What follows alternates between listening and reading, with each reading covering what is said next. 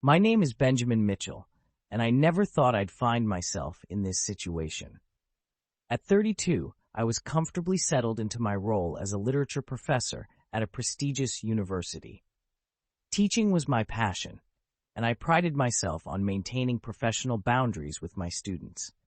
That all changed when Oliver Hayes walked into my advanced poetry seminar. I still remember that first day of the fall semester. The classroom was filled with the usual mix of eager English majors and students fulfilling their humanities requirements. But Oliver was different. He sat in the front row, his dark curls falling slightly over his forehead as he bent over his notebook. When he looked up to contribute to the discussion about Wordsworth, his deep brown eyes seemed to look right through me. "Poetry isn't just about pretty words," he said, his voice carrying a quiet confidence. "It's about capturing moments of truth so profound that ordinary language fails us." I found myself nodding, caught off guard by the maturity of his insight. Exactly.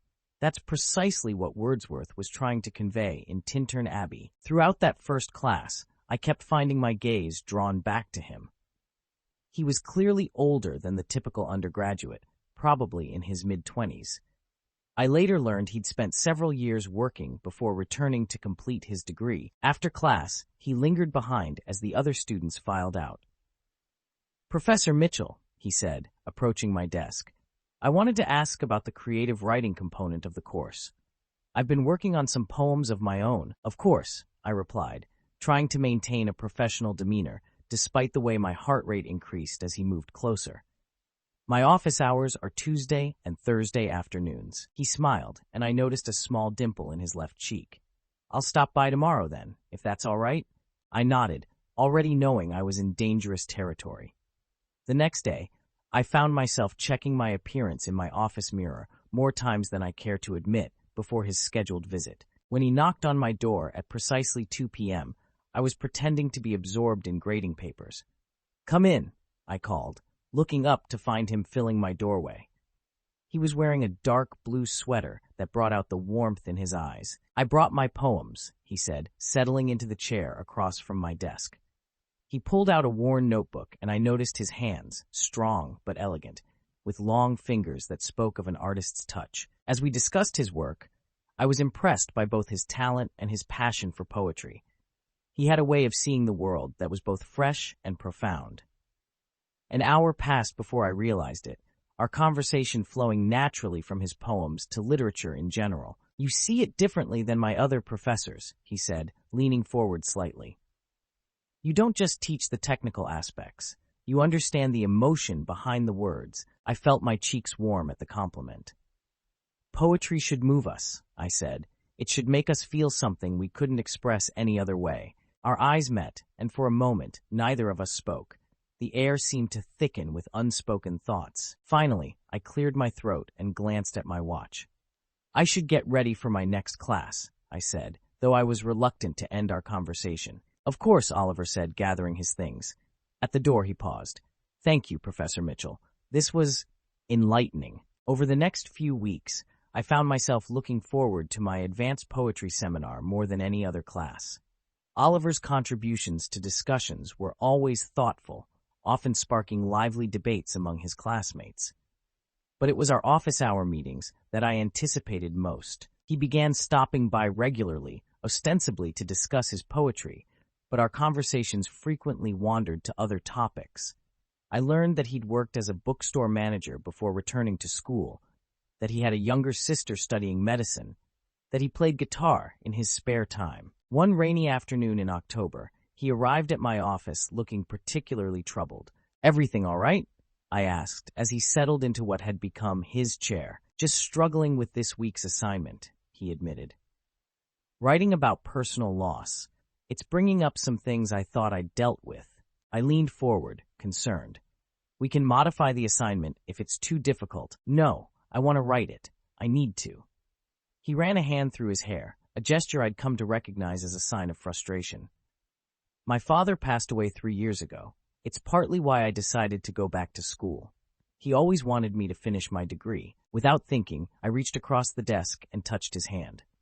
"I'm sorry, Oliver." He turned his palm up, our fingers brushing together for a brief moment, before I pulled back, suddenly aware of the line I'd nearly crossed. "Thank you," he said softly, his eyes holding mine, "for listening, for understanding." That evening, I couldn't focus on my work. The memory of his hand beneath mine kept intruding on my thoughts. I knew I needed to maintain professional distance, but something about Oliver made that increasingly difficult. The situation became more complicated the following week when I ran into him at a small coffee shop near campus. It was Saturday afternoon, and I was grading papers when he walked in. "Professor Mitchell," he said, seeming pleased to see me. "Mind if I join you?" I hesitated, knowing I should decline, but found myself gesturing to the empty chair across from me. He returned moments later with his coffee and settled in. "Benjamin," I said suddenly. He looked at me questioningly. "We're not in class, and we're both adults. You can call me Benjamin. When we're not on campus, that is." A slow smile spread across his face. "Benjamin," he repeated, as if testing how it felt on his tongue. "I like it. It suits you better than Professor Mitchell." We spent the next 2 hours talking about everything from favorite books to travel dreams. Without the constraints of office hours or classroom walls, our conversation felt more natural, more personal. I learned that he had traveled through Europe after high school, that he spoke decent French, that he had a scar on his wrist from falling out of a tree when he was 12. As the afternoon light began to fade, he looked at his watch reluctantly. "I should go. I'm meeting some friends for dinner." "Of course," I said, trying to ignore the disappointment I felt. He gathered his things, then paused. "Benjamin, thank you for letting me stay. This was nice." The following weeks became an exquisite form of torture. In class, I maintained strict professionalism, but I couldn't help noticing the way Oliver's eyes followed me as I moved around the room, or how his essays seemed to contain hidden meanings that only I could understand. Our office hours continued, but there was a new undercurrent of tension. We sat closer than strictly necessary, found excuses to extend our meetings, and occasionally our hands would brush when exchanging papers. Each small contact sent electricity through my body. One evening, as I was leaving campus late after a faculty meeting, I found Oliver sitting on a bench outside the English building, reading under a lamppost. "It's getting cold," I said, stopping beside him. "What are you doing out here?" He looked up, and I could see he'd been lost in thought. "Just thinking. Sometimes it's easier to clear my head out here than in my apartment." I should have wished him good night and continued walking. Instead, I sat down beside him. "Want to talk about it?" He was quiet for a moment, his breath visible in the chilly air. "Have you ever wanted something you knew you shouldn't?" My heart began to race. "Oliver, I can't stop thinking about you," he said softly, still looking straight ahead. I try to focus on other things, tell myself it's inappropriate, impossible. But then I see you in class or during office hours and "We can't," I whispered, even as I felt myself leaning slightly closer to him. "You're my student for 1 more month," he replied, finally turning to look at me. "The semester ends in 4 weeks." The moonlight caught his face, highlighting his cheekbones and the intensity in his eyes.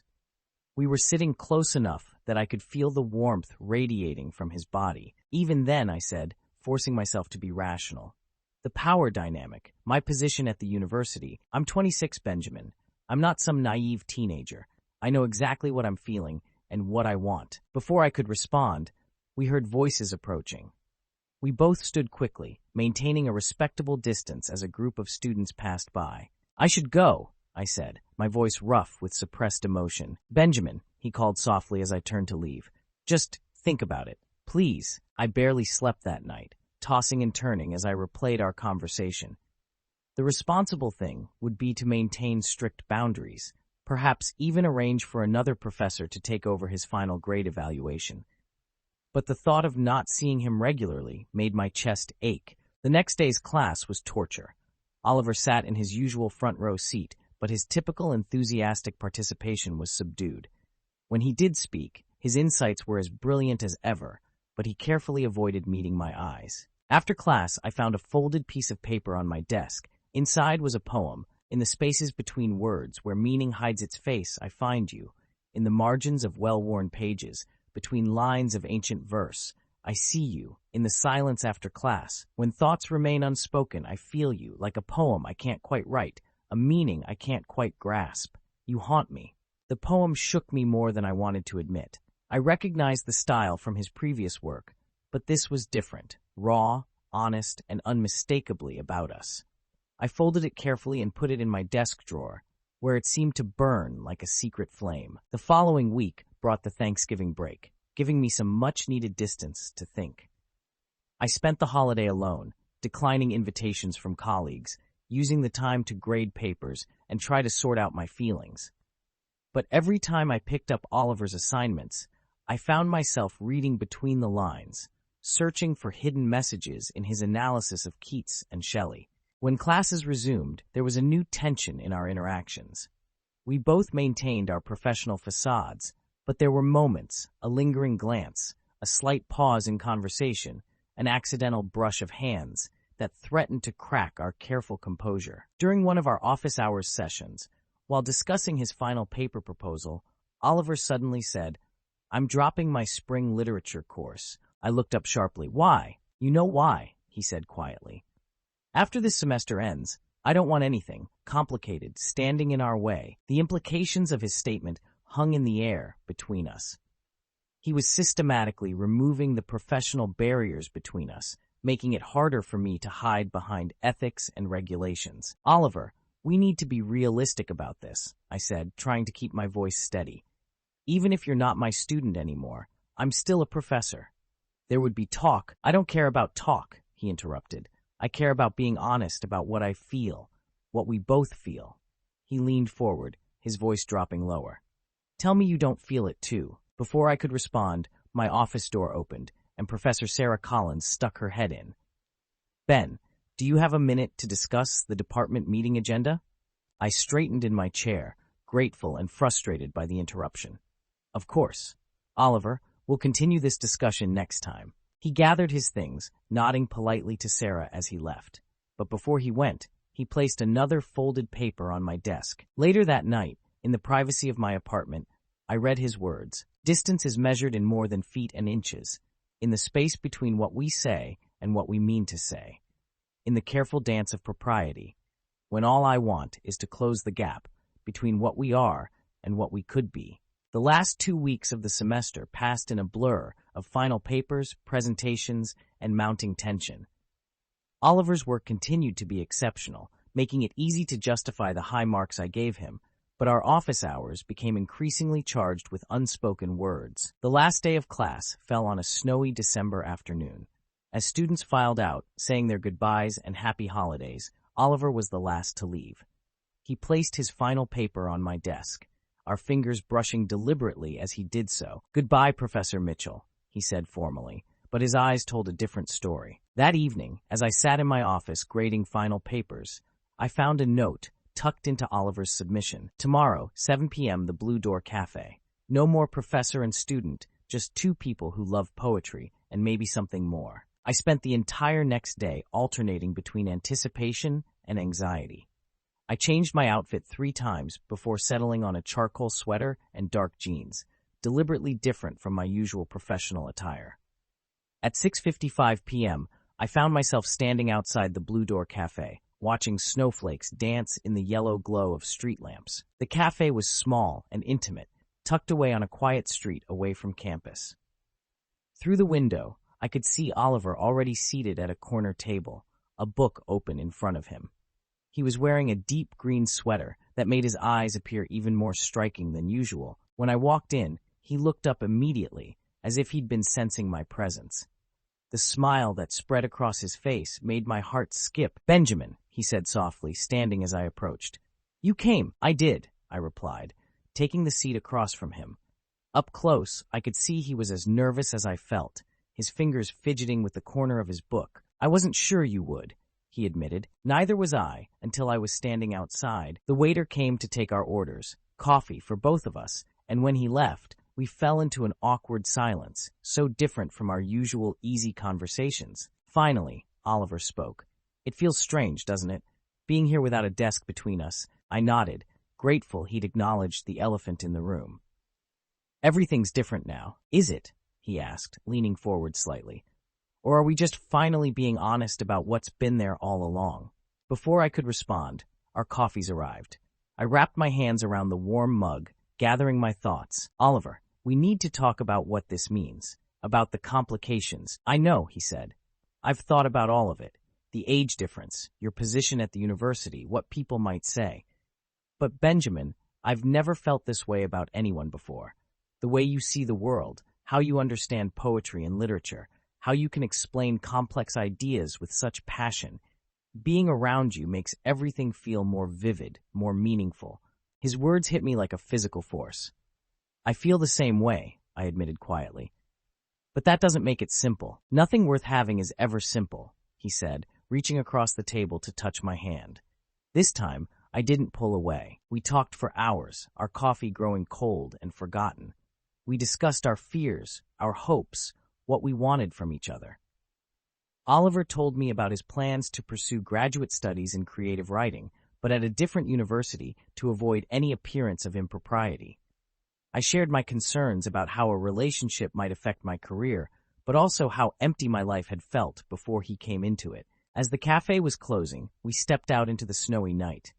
The street was deserted, the snow muffling all sound except our footsteps. "Walk with me?" Oliver asked, and I nodded. We wandered through the quiet streets, our shoulders brushing occasionally, talking about everything and nothing. Near the park, he stopped suddenly and turned to face me. "Benjamin," he said, his voice barely above a whisper, "I'm going to kiss you now, unless you tell me not to." My heart was pounding so hard, I was sure he could hear it.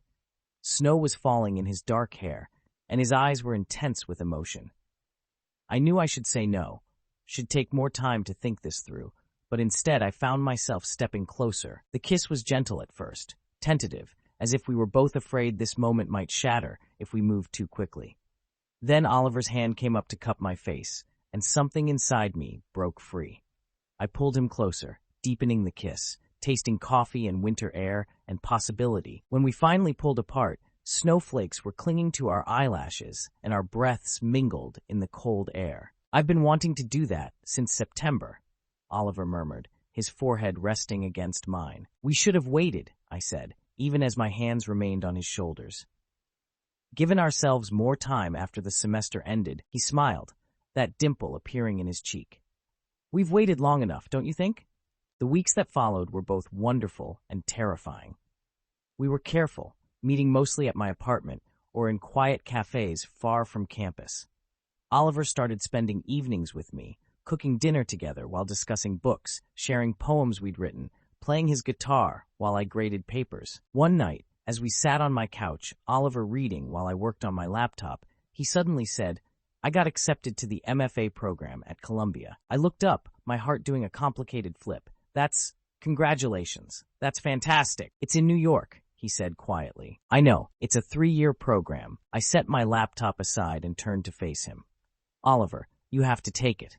It's one of the best programs in the country." "I know," he sighed. "But what about us?" I took his hand, intertwining our fingers. "We'll figure it out. New York isn't that far. There are trains, planes. You'd want to try long distance." "I want you to follow your dreams," I said, "and I want to be part of your life while you do it. If you want that too." His answer was to kiss me, the book falling forgotten to the floor. Spring brought new challenges. Though Oliver was no longer my student, we still had to be careful on campus. Rumors started anyway. Whispers about the former student who visited Professor Mitchell's office frequently, about them being seen together at off-campus coffee shops. One afternoon, my department head, Dr. Roberts, called me into his office. "Ben," he said, looking uncomfortable, "there have been some concerns raised about your relationship with a former student." I kept my face neutral. "Oliver Hayes was a student in my class last semester. He's currently seeking advice about graduate programs." Dr. Roberts studied me for a moment. "Just be careful, Ben. You're one of our best professors. I'd hate to see your career complicated by unnecessary drama." I nodded, understanding both the warning and the implicit support in his words. That evening, I told Oliver about the conversation.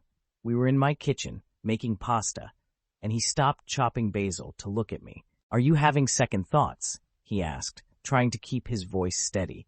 I moved behind him, wrapping my arms around his waist and resting my chin on his shoulder. "No, but we need to be smarter about this, at least until you leave for New York." He turned in my arms. "I love you," he said suddenly, the first time either of us had said it out loud. I know it complicates things, but I do. I kissed him, tasting basil and happiness. I love you too. The next few months were a balancing act. We became experts at discretion, finding quiet moments and private spaces to be together. Oliver focused on preparing for graduate school, while I threw myself into my research and teaching. We started planning for the fall. Train schedules, video calls, long weekends. Summer arrived with a bittersweet intensity. Each day brought us closer to Oliver's departure, and we found ourselves treasuring every moment together more preciously. One warm evening, as we sat on my balcony watching the sunset, Oliver showed me his latest poem, Time Moves Differently with You. Minutes stretch like honey in sunlight, then collapse into moments too brief to hold. I measure my life now in the spaces between your heartbeats and mine, in the pause between words, in the distance between now and when I'll see you again. It's about leaving, he said softly as I finished reading. About how everything's going to change. I pulled him closer, breathing in the familiar scent of his shampoo. Not everything. Not the important things. August came too quickly. The day before Oliver's departure for New York, we spent hours just being together, memorizing each other's presence. His apartment was packed up, boxes labeled and stacked, his life ready to move east. Promise me something, he said that night, as we lay in my bed, the summer breeze drifting through the open window. Promise me this isn't goodbye, that we'll really try to make this work. I propped myself up on one elbow to look at him properly. I promise. But I want you to promise me something, too. Anything. Promise me you'll fully embrace this opportunity. Don't hold back because of me. Write everything, experience everything, grow in every way you can. That's what I fell in love with. Your passion, your dedication to your art. His eyes glistened in the dim light. I promise. The next morning at the airport was harder than either of us had anticipated. We stood at the security checkpoint, neither wanting to be the first to let go. I'll call when I land, Oliver said, his voice rough with emotion. I'll be waiting. I straightened his collar, a gesture that had become habit. You're going to be amazing. He kissed me one last time, quick but fierce, then turned and walked through security without looking back. I understood. If he looked back, he might not have been able to leave. That was 6 months ago.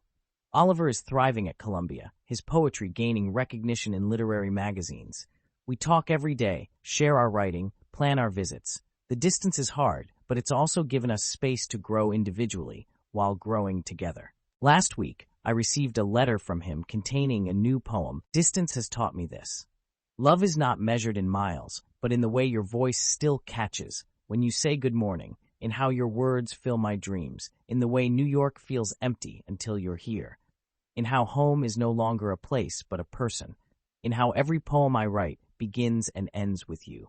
Sometimes I think about that first day in my office, when a bright-eyed student came to discuss poetry and instead began a story I never expected to be part of.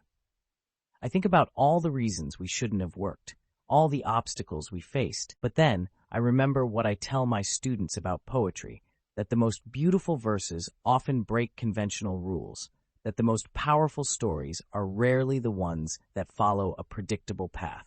Oliver and I are writing our own story now, one verse at a time. It's not a conventional love story, but then again, the best poems rarely are.